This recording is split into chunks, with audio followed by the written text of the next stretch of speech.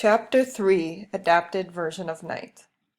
Spring 1944. There was good news. The Russian army was moving closer. We were sure that Germany would lose the war in less than a year. It was a year like so many others, with its spring, its weddings, and its births. The people in Szeged were saying, "The Russian army is moving closer. Hitler will not be able to hurt us, even if he wants to." Yes, we did not believe in Hitler's ability to exterminate Jews. Exterminate an entire people? Kill an entire population that lives in so many countries? So many millions of people? How?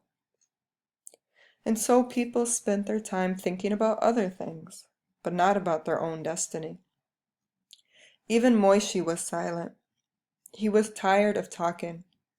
He walked through the synagogue or through the streets, his body bent down, eyes looking down, avoiding people's eyes. In those days, it was still possible to buy immigration certificates to Palestine. I asked my father to sell everything and to leave. "I am too old, my son," my father answered. "Too old to start a new life. Too old to start again in some distant land." The radio said that the fascist party was now in power, but still we were not worried. Of course we had heard of the fascists, but we just thought it was a change of government.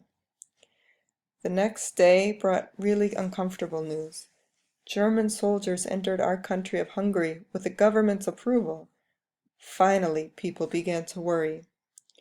One of my friends, Chaim Berkowitz, came home for the holidays and told us, "The Jews in the capital live in fear and terror. The fascists attack Jewish stores and synagogues. They attack people on trains and on the streets. The situation is becoming very serious."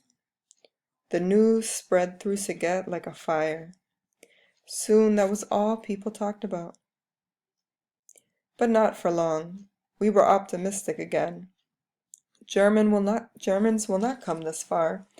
They will stay in the capital of Budapest. But in less than 3 days, German army trucks appeared on our streets.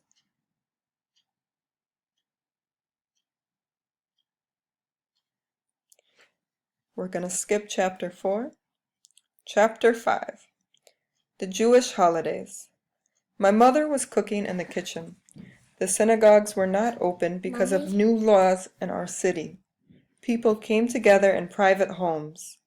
We drank, we ate, we sang. The Bible commands us to celebrate during the 8 days of the holidays, but our hearts did not feel like celebrating. Something felt different. We wanted the holiday to end so we didn't have to pretend to be happy anymore. On the 7th day of the holidays, it finally happened. The Germans arrested the leaders of the Jewish community. From that moment on, everything happened very quickly. The German soldiers and the Hungarian police created new rules. First rule: Jews were not allowed to leave their homes for 3 days, under penalty of death. Moishe came running to our house. "I warned you," he shouted, and he left without waiting for a response. Second rule: from that time, a Jew was prohibited from having gold or jewelry. The Jews had to give the police officers all their gold necklaces and other jewels, or the police would kill them. My father buried our money in the ground. 3 days later, a third law.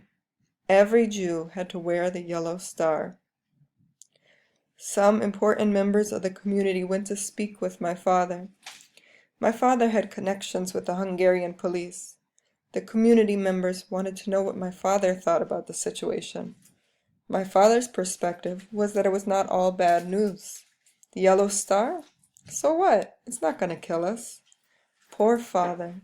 Of what then did you die? But there were more new laws. We did not have the right to go to restaurants or cafes, to travel by train, to go to our synagogues, to be on the streets after 6 p.m.